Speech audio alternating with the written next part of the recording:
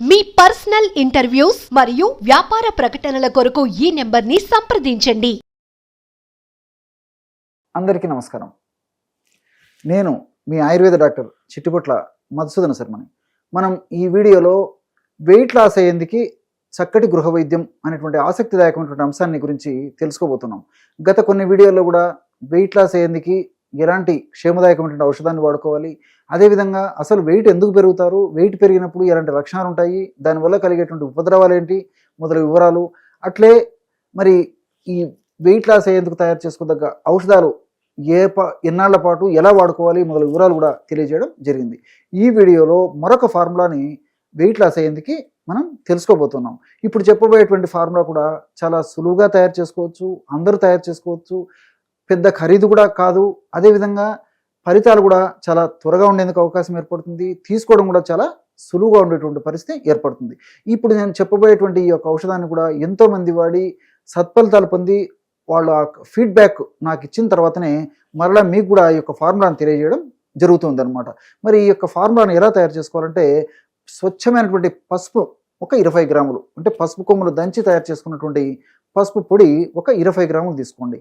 అట్లే కరక్కాయ పెచ్చుల యొక్క పొడి, కరక్కాయలు మనకు మార్కెట్లో దొరుకుతాయి, కరక్కాయ పెచ్చులు కూడా మనకు మార్కెట్లో దొరుకుతాయి.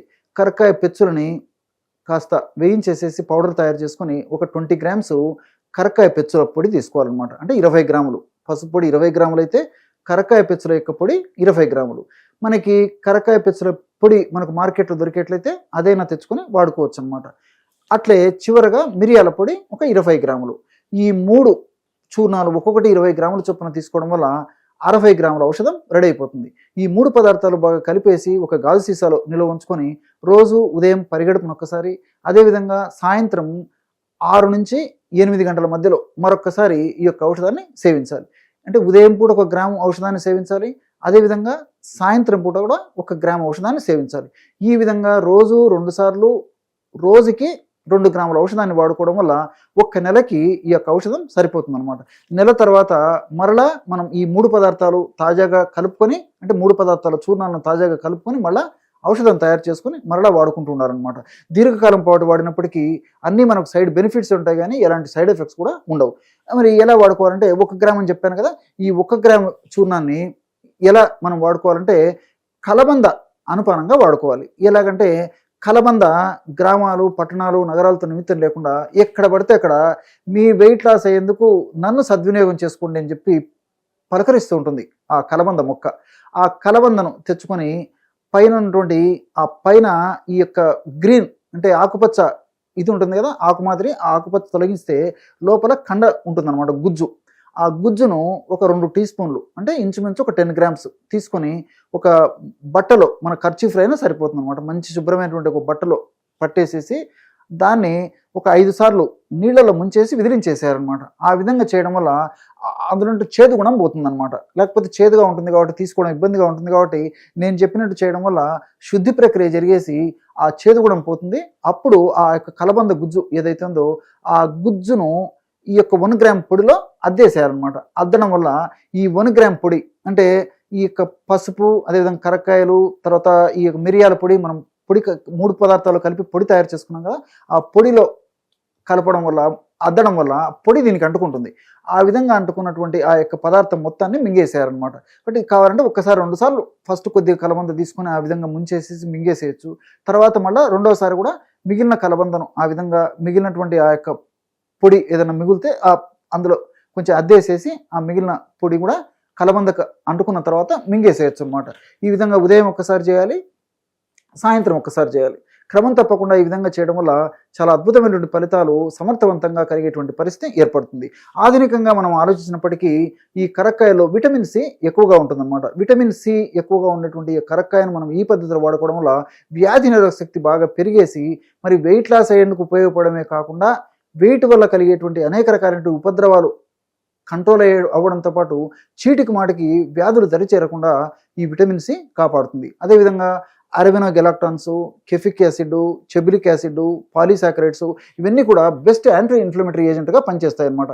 అంటే ఈ యొక్క వెయిట్ ఉన్నప్పుడు ఇన్ఫ్లమేషన్ అనేటువంటి ప్రక్రియ జరుగుతూ ఉంటుంది. ఇన్ఫ్లమేషన్ అనేటువంటి ప్రక్రియ జరిగినప్పుడే అందులో హానికారకమైన రసాయన పదార్థాలు ఈ ఫ్యాట్ సెల్స్ నుంచి ఉత్పత్తి అవుతుంటాయి అనమాట. వాటి యొక్క ఉత్పత్తిని నిర్వీర్యం చేయడే కాకుండా వాటి యొక్క హానిని కూడా నిర్వీర్యం చేసేందుకు ఈ కరక్కాయలు ఉన్నటువంటి నేను చెప్పినటువంటి ఈ అరబినోగెలాక్టాన్స్ ఇలాంటివన్నీ కూడా ఉపయోగపడతాయి. అట్లే రెండవ పదార్థంగా ఈ యొక్క పసుపుని గురించి చెప్పాను కదా, పసుపులో ఈ కర్కుమిన్ అనేటువంటి యొక్క రసాయన పదార్థం ఉంటుందన్నమాట. ఈ కర్కుమిన్ అనేటువంటి రసాయన పదార్థం కూడా బ్లడ్ సర్క్యులేషన్ బాగా పెంచేసేసి చక్కటి ఈ యొక్క మెటబాలిజం జరిగేసేసి ఫ్యాట్ను త్వరగా తగ్గించేందుకు కూడా ప్రత్యక్షంగా పరోక్షంగా ఈ పసుపులో ఉన్నటువంటి కుర్కుమిన్ అనేటువంటి రసాయన పదార్థం ఉపయోగపడుతుంది. అట్లే మిరియాల్లో పెప్పరిన్ అనేటువంటి రసాయన పదార్థం ఉంది. ఈ పెప్పరిన్ అనేటువంటి రసాయన పదార్థం ఉన్నటువంటి మిరియాలను మనం వాడుకుంటూ ఉండడం వల్ల దీని యొక్క గుణం కూడా ఏంటంటే బెస్ట్ యాంటీ ఇన్ఫ్లమేటరీ ఏజెంట్గా పనిచేస్తుంది. అంటే ఇంతకుముందే చెప్పినట్లు ఇన్ఫ్లమేటరీ ప్రక్రియలో జరిగేటువంటి ఉత్పత్తి అయ్యేటువంటి హానికారకమైన రసాయన పదార్థాల యొక్క శక్తిని నిర్వీర్యం చేసేందుకు కూడా ఈ యొక్క పెప్పరిన్ ఉపయోగపడుతుంది. మంచి బ్లడ్ సర్క్యులేషన్ కూడా బాగా చేస్తుంది. కాబట్టి ఎప్పుడైతే బ్లడ్ సర్క్యులేషన్ బాగా జరుగుతుందో అప్పుడు ఈ యొక్క బ్లడ్ సర్క్యులేషన్ యొక్క ప్రభావం చేత మరి సమర్థవంతమైనటువంటి ఈ యొక్క బ్లడ్ ఆక్సిజనేటెడ్ బ్లడ్ చక్కగా సెల్స్కి అందడం వల్ల మెటబాలిజం బాగా జరిగేసి మరి ఆ యొక్క వెయిట్ లాస్ అయ్యేందుకు కూడా పరోక్షంగా ఇది ఉపయోగపడుతుంది. అట్లే కలబందను గురించి మనం ఆలోచించినట్లయితే కలబందలో బ్రాడికైనేజ్, జీ క్రోమోనిల్ అనేటువంటి రసాయన పదార్థాలు ఉంటాయన్నమాట. జీ గ్లైకోసిల్, బ్రాడికైనేజ్, జీ గ్లైకోసిల్, క్రోమోన్ అనేటువంటి రసాయన పదార్థాలు ఉంటాయి.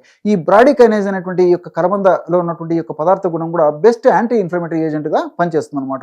అట్లే ఈ జీ గ్లైకోసిల్ క్రోమోన్ అనేటువంటి ఈ యొక్క రసాయన పదార్థం ఏంటంటే ఈ ఇన్ఫ్లమేషన్ ప్రక్రియలో ఉత్పత్తి అయ్యేటువంటి హానికారకమైనటువంటి రసాయన పదార్థాలు ఏవైతే ఉన్నాయో వాటిని నిర్వీర్యం చేసి శక్తిహీనంగా తయారు చేసి వాటి యొక్క ప్రభావం, వాటి యొక్క దుష్ప్రభావం, వాటి యొక్క చెడు ప్రభావం మనం దేహం మీద పడకుండా చేసేందుకు ఈ జీ గ్లైకోసిల్ క్రోమోన్ అనేటువంటి ఒక పదార్థము కలబందలో ఉంది కాబట్టి ఇది ఉపయోగపడుతుంది. కాబట్టి శాస్త్రీయంగా మనం ఆలోచించినప్పటికీ ఈ యొక్క 4 పదార్థాల్లో అంటే మిరియాలు, పసుపు, అదేవిధంగా ఈ కరక్కాయ, అదేవిధంగా ఈ కలబంద, ఈ 4 పదార్థాలు కూడా వివిధ రకాలైనటువంటి రసాయన పదార్థాలు ప్రత్యక్షంగా పరోక్షంగా వెయిట్ లాస్ అయ్యేందుకు ఉపయోగపడమే కాకుండా వెయిట్ లాస్ వల్ల కలిగేటువంటి అనేక రకాలైనటువంటి ఉపద్రవాలు కూడా తగ్గించేందుకు అవకాశం ఏర్పడుతుంది. నేను గత కొన్ని వీడియోలో కూడా మరి వెయిట్ లాస్ అయ్యేందుకు ఇలాంటి ఔషధాలు వాడుకుంటూ మరి మినిమం ఎక్సర్సైజ్ ఇంతకుముందు కూడా చెప్పడం జరిగింది. వాకింగ్ కానీ, జాగింగ్ కానీ, రన్నింగ్ కానీ, స్కిప్పింగ్ కానీ ఇలాంటి చిన్న ఎక్సర్సైజ్లు వారంలో 5 రోజుల పాటు కనీసం అరగంట నుంచి గంట వరకు చేయడము. అదేవిధంగా ఆహార పదార్థాల్లో మనం తీసుకునే ఆహార పదార్థాలు, పిండి పదార్థాలు బాగా తగ్గించేసేసి, అదేవిధంగా కొవ్వు ఉన్నటువంటి పదార్థాలను కూడా బాగా తగ్గించేసేసి ప్రోటీన్ ఉన్నటువంటి పదార్థాలు బాగా ఎక్కువ తీసుకోవాలి, ఫైబర్ ఉన్నటువంటి పదార్థాలను బాగా ఎక్కువ తీసుకోవాలి. Junk food, fast foods, bakery foods ఇలాంటివన్నీ కూడా బాగా తగ్గించేసి అసలు మానేయడం మరీ మంచిది. ఇలాంటి జాగ్రత్తలు తీసుకుంటూ ఆహారపరమైనటువంటి మరి నేను చెప్పినట్టు ఎక్సర్సైజ్ చేస్తూ ఈ యొక్క ఔషధం వాడుకోవడం వల్ల ఫలితాలు చాలా శీఘ్రంగా సమర్థవంతంగా ఉండేందుకు అవకాశం ఏర్పడుతుంది. చూశారు కదా, ఎటువంటి సులువైనటువంటి ఔషధ యోగాన్ని వెయిట్ లాస్ అయ్యేందుకు మీరు ఈ వీడియోలో తెలుసుకున్నారో. మరొక వీడియోలో మరొక అంశంతో మళ్ళీ కలుద్దాం. అంతవరకు నమస్కారం. మీ చిట్టిపొట్ల.